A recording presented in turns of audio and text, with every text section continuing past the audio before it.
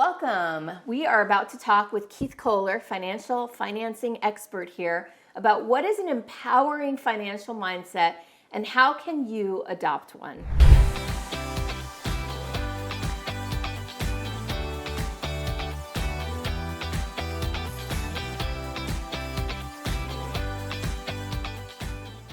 Keith is a friend, a client, a colleague, and my number one go-to person when it comes to anything financial. So get ready. Guessing this is going to be a good conversation. It's going to be an interesting one for Judging sure. by our past it's going to be ones. an interesting one. All right. So Keith, what's the value of having an empowering mindset? I guess to start, we might want to talk about what are some of the disempowering mindsets that you see among entrepreneurs when it comes to money and finances? Absolutely, Michelle. When I think about the journeys that I've observed my clients and others I've served that they go on, a lot of times when they come to me, they tend to be mired in scarcity, broadly defined, right? They're having issues with money stories that they've not yet worked through or even acknowledged. Yeah, we've done a whole bunch of videos on those. Yeah. So you can go back and watch some of the videos on dangerous money archetypes, limiting beliefs about money. All of those. So more frequently than not, a lot of times when people say, hey, I can't, why is this not working for me? Why am I not able to focus on my growth?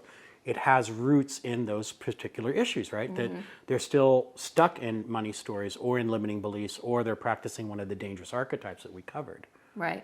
So that's the context of it all. Well, and so what this creates is maybe, from our conversation earlier, that means they might be scared to invest in themselves. They might not trust themselves. They don't trust themselves. They're afraid of working with others. Oh, they don't trust other people. They don't trust other people. They don't even know how to think about, how do I hire a bookkeeper? How do I think about having a CPA? How do I trust them that they will be aligned with me or look out for my best interests? All of those things come into play. Yeah, and it seems like that might also hold them back so that they don't develop the skills, the familiarity with numbers. Right. They're not doing what we know is important, like projections and budgeting and forecasting and paying their taxes in advance and things like that that could end up leaving them in trouble. All of that, and even just understanding financial statements. Yeah. Having a sense of really where they are and where they could be going. All right, so what's the answer to this? What's the solution to these issues? From my experience and what I believe is the most important solution is acknowledging and working through all those issues, all those money stories, all those limiting beliefs, all those dangerous archetypes, and stepping confidently into empowering beliefs. Okay. The empowering beliefs of finance. Okay, what are those? Those can be really the flip of the limiting beliefs. So moving from a typical limiting belief of I'm not worthy to saying, no, I am worthy. Why not me? Why not me? Why not now? I can absolutely do this. I can master my numbers. And it doesn't have to be just me. I can assemble the team that will help me do that. And so what do you do if you really, you want to step into that, but you don't actually believe that? What's the path to adopting these healthy, more empowering beliefs? Yeah, the way I've done it in my retreat setting and where it tends to work well is it starts with saying it. Acknowledging it and moving into mantras or perhaps just statements that people can repeat as part of their daily meditation or when they're handling this topic. So the I am worthy. No, I can be in charge of my numbers. And then, but even I felt that that wasn't enough. And really I got inspired by the work that we've done and the work that I myself have done as a result of working with you, because remember, it's one thing to say something, but then you taught me the importance of, well, what does embodiment look like? Right. So what I found I was able to do is say, wait a minute, when I'm feeling scarce or plagued with a money story, limiting belief, where do I feel it? And for me, it's right here. The tension tends to build up right here in my chest. It feels like, almost like you're going to have a heart attack, practically, right? Bit of an anxiety, panicky kind That's of it. feeling. So I ask people where those money stories are, where the limiting beliefs are, where are you feeling it? Where does the tension tend to build up? It also sometimes for me comes right here. Okay. So I wonder, for you sometimes if you're feeling that particular stress, where does it live? Yeah, I feel it usually in my chest or my stomach. Yeah. Now let's flip it. Where does abundance live for you? Where do you feel that? Where does that look like somewhere in your body? And for me, it's actually not in my body per se. It's a tingly feeling that goes head to toe. Okay. And for me, abundance lives like this.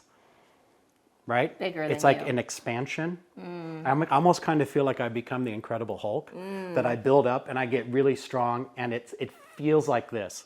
It's like I'm harnessing all the energy of the universe that's available for me. So that is how I feel abundant. I like to make this kind of victory pose a lot on our calls, and then I oftentimes will feel abundant this way. So what I'm hearing you say is that developing this more empowered mindset is partly physiological. Absolutely it is. There's a component, and I've seen this transformation with you, of the transformation of your physiology as you've been transforming your mindset. Right. And I totally You've gotten healthier. Yes, I completely discounted that before, Michelle. I thought, honestly, but just by saying it, the whole mental game, that would be enough to step into and really adopt. And here's another word that I didn't know about until I met you: integrate. Right. So I would say it's the feeling, it's the mantras. That's a starting point. Okay. Next, it's the embodiment. Okay. And the third thing is the integration. Okay. Really making it a part of all your work. Okay. And how would you go about integrating it? It's the way you show up, the way you show up for others, the way you share about, the way you talk about money and your business finances with others. So, a big part, I would say then, is language. Language Has been a big shift for you, for me. Absolutely. One of the things that I see people do a lot of times is they have these polarized ways of looking at money that you only witness very subtly sometimes in their language. So, for example, somebody might say, I want to do what I love, but I also want to make money. Just right there with that languaging of but, we know that they hold these two things as mutually exclusive. That's right. And so just making a shift, and over time, the shift happening over and over again of saying, I want to make money and I want to be fulfilled and I want to make money. Absolutely. Right there, we're now just through language. This is what you mean by mantras. Yeah. We are solidifying the belief that we can have both. Absolutely. So this is, I think, a huge part of adopting money mindset, and what I've seen you do and you doing with your clients is shifting the language around money. Yeah, absolutely. And I owe a lot of that to the work we've done together. And another good example is finance often can be very preachy. Yeah. Right? The personalities in finance. You must do this. Yeah. You should do this. I have all the knowledge. You don't. You never will. It's inaccessible. Yeah. So my job, and I really feel this very deeply, is to meet you where you are. Got it. To be more accessible. And so the languaging I get to choose when I say to someone like, okay, here's all the financing you could pursue. Right. It's Right? not that you should That you pursue. should pursue. Yeah. Because then it reverts back to you as being, hey, you're autonomous. Yeah.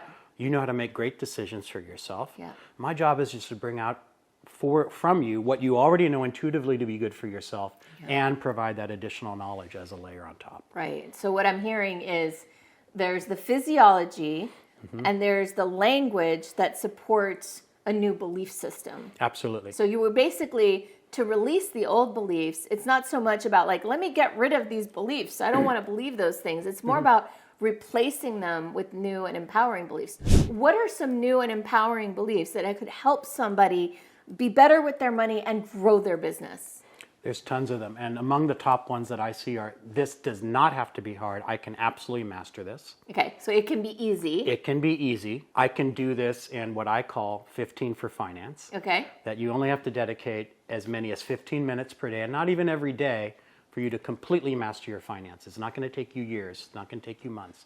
You can do this by getting into a finance rhythm and having a set of daily, weekly, monthly activities, and all of that I can outline. What I'm hearing is replacing the belief of it must be hard with it can be easy, and installing some new practices as well. And that's something that you can help people with. Absolutely. Getting into that finance rhythm, once you do that and you adopt activities in bite-sized chunks, Okay.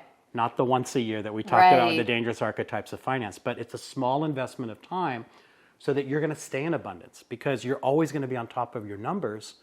You won't have the surprises, the downside risk goes away, and it'll be easy. Okay. So Keith, if someone is interested in getting into a better finance rhythm and replacing those limiting beliefs and starting to really see finances as a place where they can step into their power, how do they connect with you? How do you help them do that? Yeah, I help them do that by having a 30-minute strategy call, which I call Your Financing Review. So you can reach out to me at yourfinancingreview.com. You'll get that financing strategy, and if we determine in the conversation that there are limiting beliefs or money stories or other things that I can help you with, in addition to that strategy, I have a retreat-based program called Making the Numbers Work for You, where we address those issues.